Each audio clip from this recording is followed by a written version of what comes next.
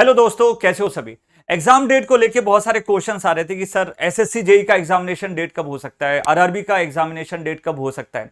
तो बच्चों यहां पे आप समझने की कोशिश करिए कि एसएससी के रिगार्डिंग एक नोटिस जारी किया गया था कि जितने भी एग्जामिनेशन एक सीक्वेंस वाइज होंगे। जैसे सीएचएसएल का पेपर होगा, उसके बाद में आपका एसआई का पेपर होगा, उसके बाद में आपका जेई का पेपर होगा।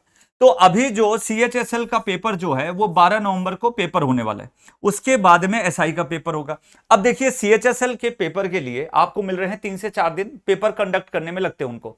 अब यहां पे एसआई के पेपर की यदि हम बात करें तो वो लगभग आपका नवंबर के बिल्कुल एंड में या फिर दिसंबर के स्टार्टिंग में जाएगा।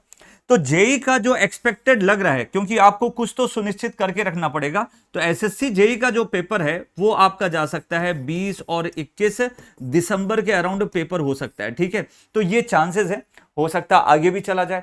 जितना आगे जाएगा उतना रिवीजन में आपको बेनिफिट होगा। अब यदि हम लोग बात करें हमारे आरआरबी जेई एग्जामिनेशन की, तो अभी तो यार देखो, 1 महीना तो फॉर्म फिलिंग के अंदर जाएगा। अब दिसंबर और जनवरी, ये 2 महीने तो कम से कम मान के रखो कि इन 2 महीने में तो पेपर होगा नहीं। तो अब आपके जो पेपर हैं वो जा सकते हैं फेब के स्टार्टिंग में, तो ये दिमाग में डेट रख लीजिए।